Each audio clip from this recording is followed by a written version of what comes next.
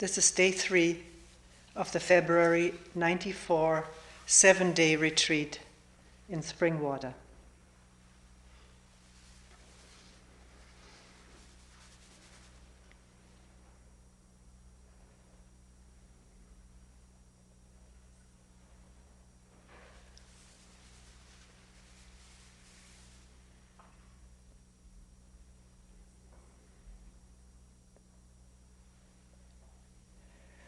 This talk is going to deal with fear.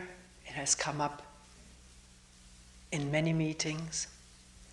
But before we get to that, let us say a few words about smiling, because that also comes up almost in every retreat which is attended by new participants who have not been in a silent retreat before, where people don't talk with each other, except in groups. And in this one we have hardly had any group, because there you can sometimes find some smiling people.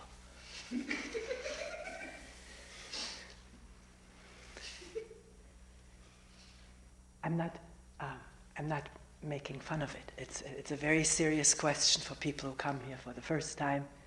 It's come up so frequently that it's worthwhile to look into. Why don't people smile here? And the effect it has on me in seeing all kinds of faces. Because one could say right at the outset, that's the hazard of looking at faces in a retreat. Never mentioned this advantage of not doing that, because then you don't have to deal with it, how people look. And of course it's the interpretive mind at work, watching the way people look. And the expectant mind at work, expecting some glimmer of smile or happiness or joy, not finding it, and all the repercussions in thinking and emoting and mooding. I was experimenting with it just before this talk, because this topic was going to come up, to try to smile while sitting. And people have come here from spiritual training centers who tell me that one of their practices is to smile while sitting, to have a half smile on the face. And I was experimenting with it. And somehow or other, this face did not want to half smile. It was just not a given.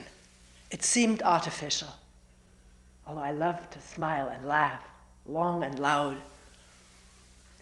And somebody just laughed here at the beginning of the round. If there's a remembrance coming up of something funny or a good joke one has heard and it appears in the mind, then the face naturally will assume that posture, the smiling posture. A complicated way of putting it, one will smile. But in listening quietly, inwardly,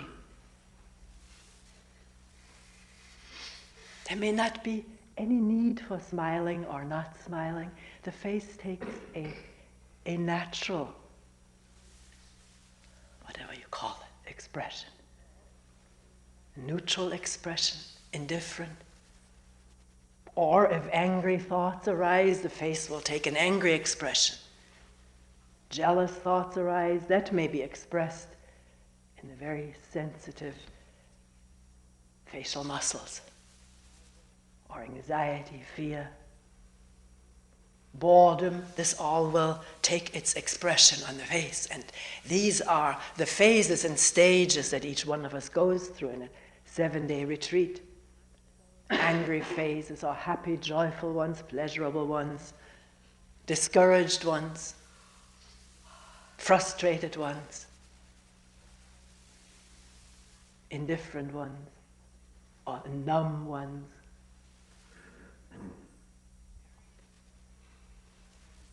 So can we allow each other and ourselves to express naturally what is there at the moment? No one having to stand guard over oneself to make what is about to become an angry expression into a half smile. But to watch what's there, to feel the face tensing up in fear wrinkles or anger wrinkles and tensions. To be aware of it, to give light and awareness to it. That is an amazing thing when that can happen. To become aware of the way the mouth or nose are tensed. Around the eyes, forehead, or wherever. One person remarked in a group meeting, also missing while eating together, we sit here very closely, we eat wonderful food, and it is a social thing to eat together, and no one looking at each other. And this person had some dis-ease with that situation. It didn't seem natural, and the optimum of what could be when people share a meal together sitting around the same table. And then it occurred to her that animals in herds eat together and are part of each other, but they don't look at each other or smile at each other. They just graze together, very much in tune with each other. She said that set her mind at ease.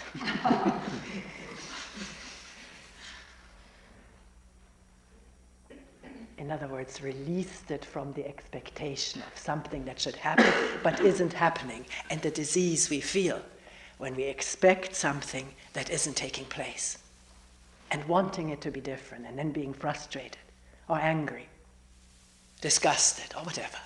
All of that can be watched and learned from as we go. That's the beauty of 7 days by oneself. And yet with each other, and yet not with each other. It's a strange thing. Not with each other's personality expressions, although they may rub up against each other in the kitchen or in the waiting line for food, and maybe irritations at each other, or gratitude, somebody not taking the last something or but leaving some for the next one. Usually we have so much food that this situation rarely occurs. When it occurs, it's interesting to watch. But by and large, we are relieved of dealing with each other's personality in a retreat like this. We don't have to see our facial expressions. We don't have to look for approval or disapproval. We want to, but we don't have to. And if we don't, we can see this tendency in ourselves and maybe see it abate. That it's all right to be with each other as we are.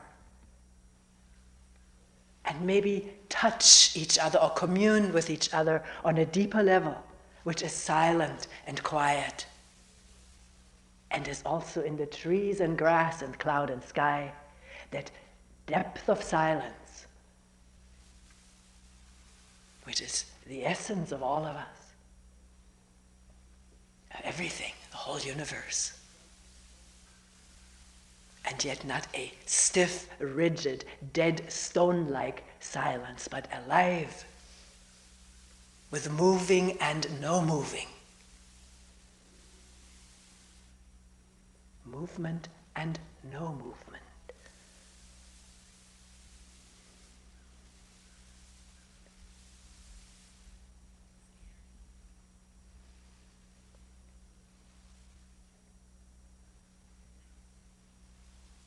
Actually, if one stays for the whole retreat and shares in the last dinner or the breakfast that we have together, in no silence, we talk and laugh. And it's always surprising to see the beauty and depth of expression of people's on people's faces, just by having been in a 7-day retreat silently. Looking inwardly, there is a glow and a beauty that shows in the faces and a youngness. the wrinkles seem smoothed for a while. That's often surprising if one is here for the first time. One has expected a whole bunch of grumps. And here people are alive with smile and presence. Maybe not everybody, but it is remarked upon by so many people. And it was my first impression, actually twofold, of the first 2 days of a retreat that I did. 67, it's many years ago, almost 30 years ago. During the retreat, being amazed and almost enchanted by the way that someone would move out of the way, someone working at the sink, and underneath the sink was the wastebasket, and I had to brush up in the hall and needed to empty the dustbin in that wastebasket. And even though I was coming from behind, the person moved away from the sink to let me have access to the door underneath it and empty the dust brush. It was a beautiful thing. Nothing had been said, excuse me, and could I please, and would you please move away, and oh, I'm sorry, I'm in your way. None of that. It was like a dance. And then afterwards, looking into each other's faces.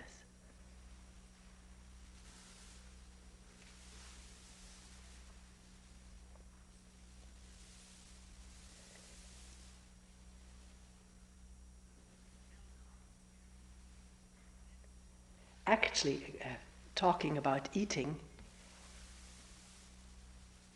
usually during mealtime we have conversations, and I'm very much of that too. I do a lot of talking, sitting here during the week, and people ask things and I tell things and talk, and we laugh and whatever all goes on.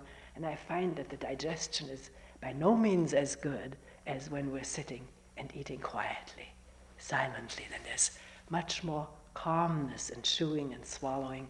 It's not a crampy affair, which it so easily becomes when the main thing is the topic of conversation and not the eating and swallowing and chewing and tasting. That in quietness generates its own amazing rhythm. And the mind can be watched. If it just thinks of wanting more, then it's not with this bite.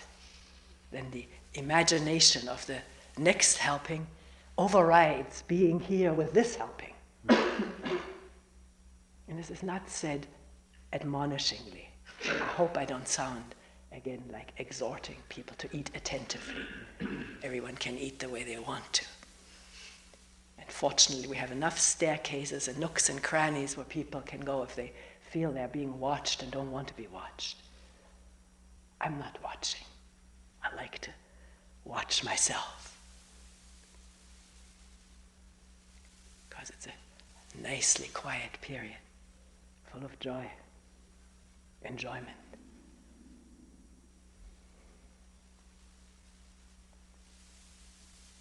So how do we get from this to fear?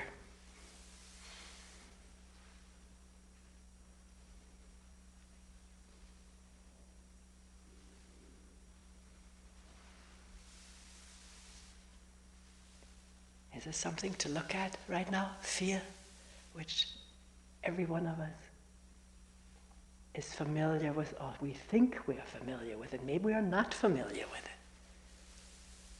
We just sort of have experienced or are experiencing uncomfortable physical sensations which accompany fearful thoughts about my future, my past, my potential or actual failure. I failed at everything, I never finished everything. Will I be able to carry this thing through? I probably will fail. And the fear that is aroused by such thoughts and the physical manifestation all over the body, in the intestines, in the stomach, in the solar plexus. That's where, at least for me, fear hits first. The solar plexus is affected. It responds. All the chest, The heart may beat faster. The senses slow or narrow down. One doesn't see or hear what one saw or heard a moment before that fearful thought arose. There's no relaxation. The muscles are tensing up. Is one intimate with this whole physical movement of fear? Or just labels it fear and then says, I don't want to feel that, and then tries anything possible to get away from it?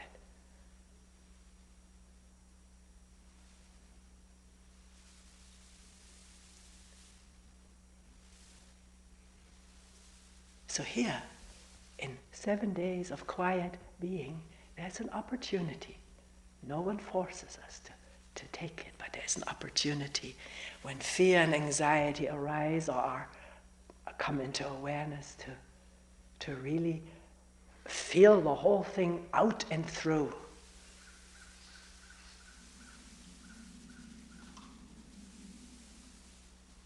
One may feel there was no thought that caused it. I can't remember any thought. I just feel fear all the time. But what maintains it? What keeps it going? What sustains this feeling of anxiety?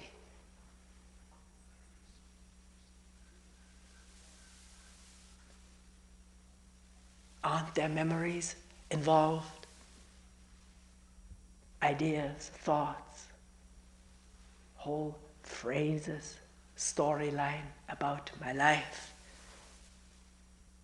evaluating oneself, or thinking I did wrong, or I may have done wrong, or I may be doing wrong, and the fear that ensues at this thought.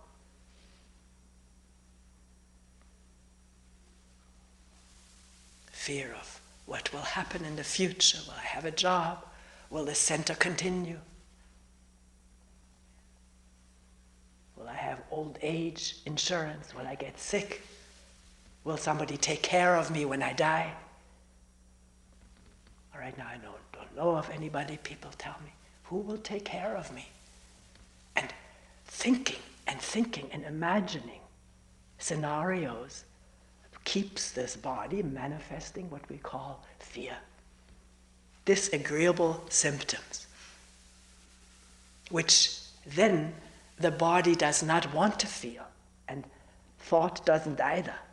It says, go away, I don't like you, which causes more physical symptoms, the symptoms of conflict, bracing against something that has been naturally elicited, a fearful thought, and the natural response to mobilize the chemicals and muscles to run or fight or freeze.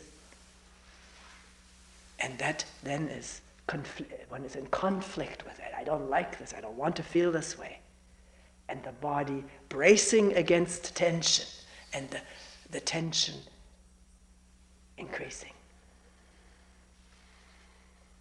And then being afraid of this worsening condition, fearful thoughts about that. Is it going to get still worse? More physical response to that thought. So why not at the first sign that one becomes aware of these disagreeable physical feelings, manifestations, to really attend.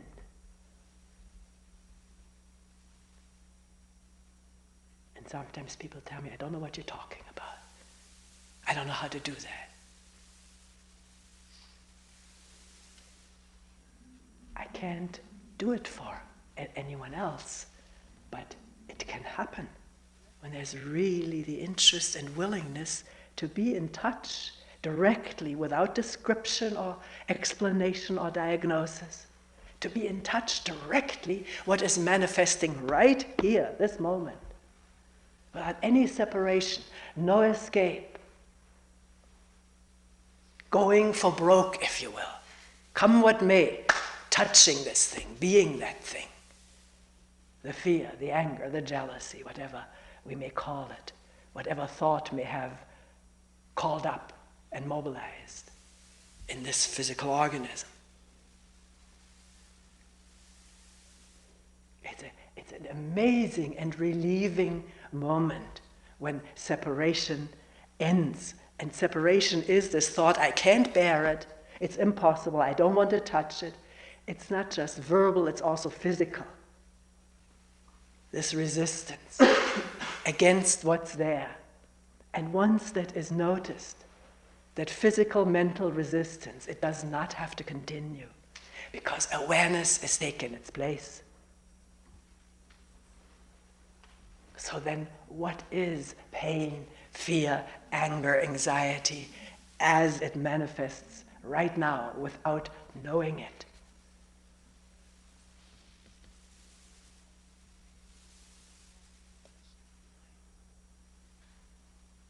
What is it? Find out. I'm not exhorting you. It's there for each one of us to come in touch without separation. And the significant thing is not what it is that is touched, but that there is no separation. Then whatever is touched changes. It's not the same anymore. If it is unconditionally allowed to be there in the fullness of awareness, not looking for loopholes or escape routes, and yet not wallowing in it, that's a very fine difference. Because if the thought arises, oh, I'll do this, it'll be good for me. It's not the same. And there's again me trying to get something. But in this other way that was described, there is no me, there's only what's manifesting here right now.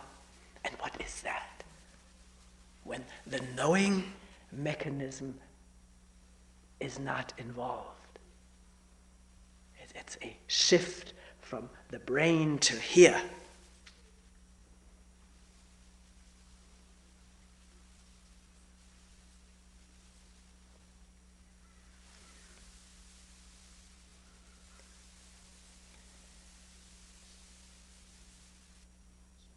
So what is it all that we're afraid of? We have to also talk about that, not just being with what's manifesting, but why is fear manifesting time and time again, and in subtler and subtler ways? Sometimes in a meeting while talking about being nothing. They're just being this being. Nobody special, nobody this or that. People will say, this causes fear. There's fear right now, fear arising. Sometimes people tell me when you talk about pure awareness, fear arises.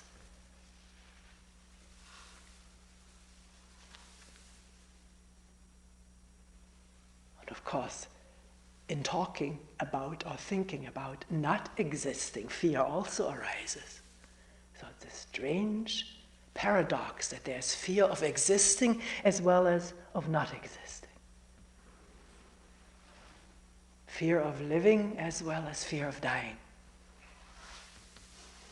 And by living, I mean here, directly, immediately, not as this or that,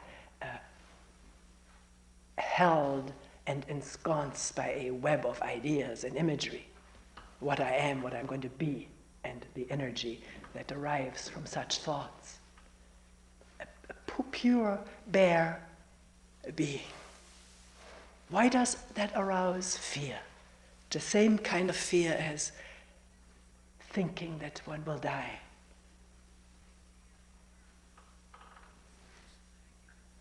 That's an important question, isn't it?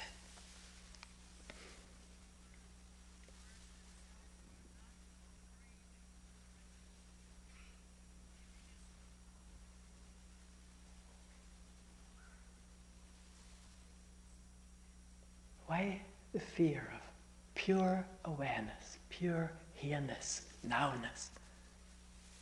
Is that actually the same as dying? And therefore the same fear?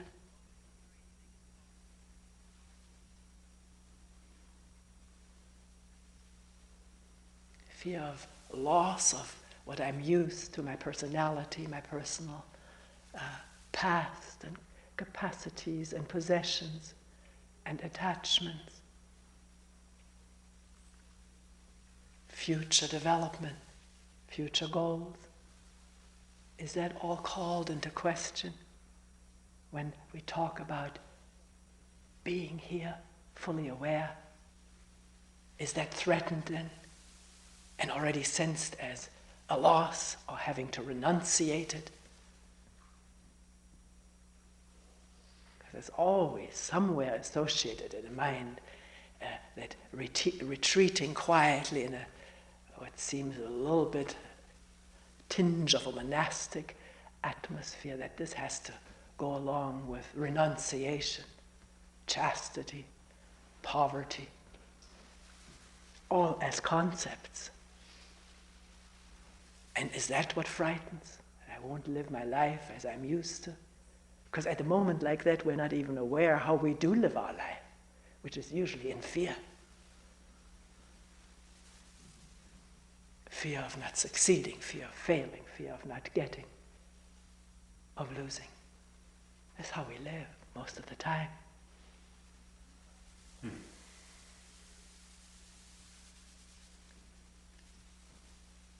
So, can one realize that if there is fear at the thought of pure awareness or full awareness, or fear at the thought of losing or dying or renunciating, that this is all fear caused by concepts, ideas, speculations?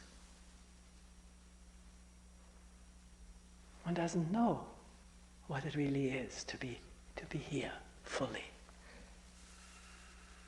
and then projects all kinds of stuff which keeps the body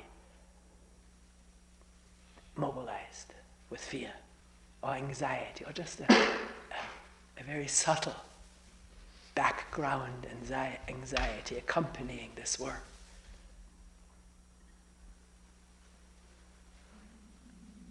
So why, we can ask, why this identification with this person here, this mind, this imagery, this body?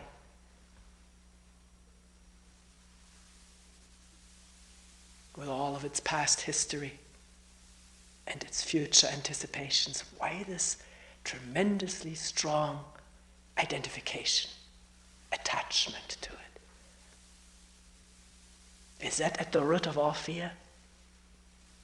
Theoretically, we can ask, if that wasn't there, the attachment to this body-mind with all that goes with it, there was no attachment to it, would there be fear of its discontinuing? How could there be? But that's theoretical, is it?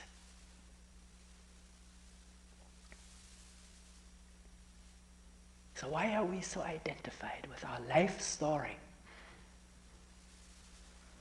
Every little chapter of it, and every little illustration of it, and the future volumes to come out in the future. Why this attachment? It's there, isn't it? We don't only see what's happening, angry thoughts, jealous states, but there's identifying with it right away. That's me. How terrible, or how wonderful, or how justifiable. Always reacting and commenting in this process of identification. That's why a lot of people in a retreat have angry or sad or disgusted expressions on their face, temporarily maybe, because one doesn't like what one sees, because I don't want to be that way. This is not me, but unfortunately it seems to be me. How horrible. I don't like it, and maybe denying it or wanting to get away from it, trying to throw the whole thing out. So we're asking now, is it possible to observe these changing states of feelings and expressions and moods and emotions without identifying with them? This is me, my private possession, my private responsibility.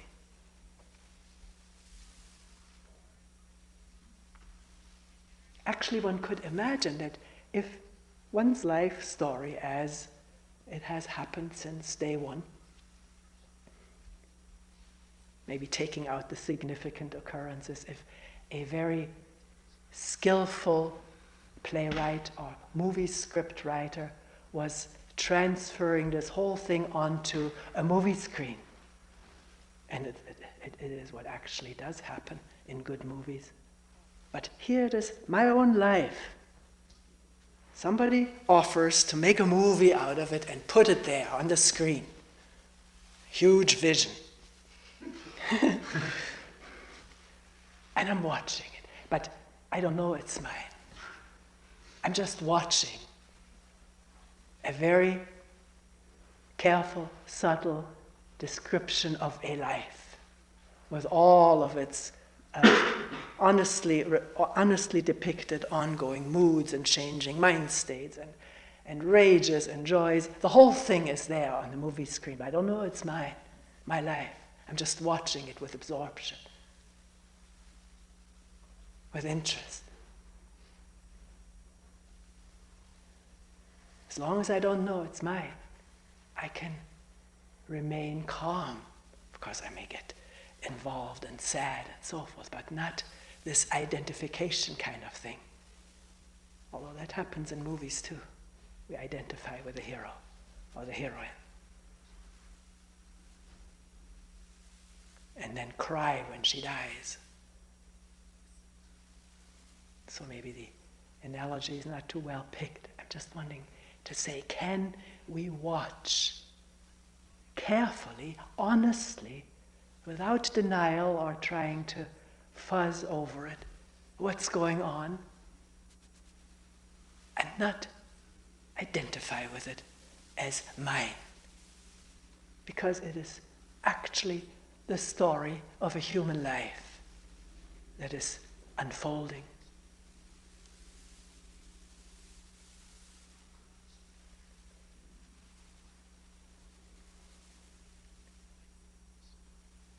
And the awareness with which it is watched is the essence of what we are, not the different states, one succeeding the other, of feelings, emotions, learnings, and all of what's going on.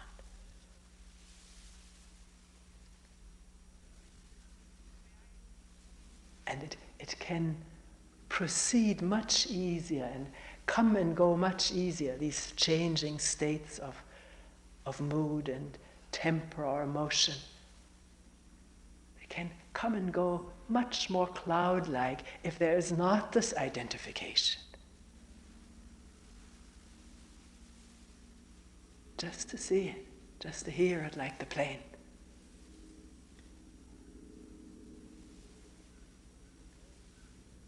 It's one of the hardest things to do, because we're so programmed to see ourselves as our states of body-mind. We don't know anything else, or at least we think we don't, because awareness is there, sometimes in the most fleeting moments, but it's there. Being here is clear, isn't it? We're here right now, aren't we? Isn't that clear? Not as this or that, or then we become entangled. Just the rawness, the pureness of being, heart beating, voice sounding, leg aching, breath in and out, sound of body, sound of helicopter. It's all here. Directly, immediately here. And not separate from the awareness. And in that immediacy of being, there is no fear about not continuing, because there's nothing there to continue. There's only what's here now. And that's always new and fresh from moment to moment. It's having to think about, well, what am I going to do tomorrow, and what was I yesterday? Then the story spins out again, and with it the identification and the fear of not making it or not lasting forever. pure awareness meaning I'm going to be dead, like a stone. Stones aren't dead either.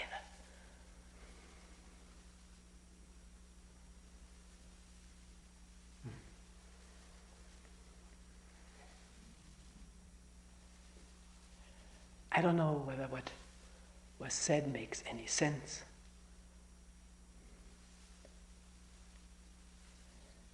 That's what meetings are there for. Didn't say that at the beginning. Please, if you feel like it, use a meeting to say what you said makes no sense. Could you go over it, or I feel it's this way rather than that, and then we'll talk about it. It's the beauty of having inbuilt meetings after talks so that we can discuss and question. Go into it. Maybe I didn't put it right, maybe I was wrong. Maybe it was misunderstood, and that can always be cleared up and aerated.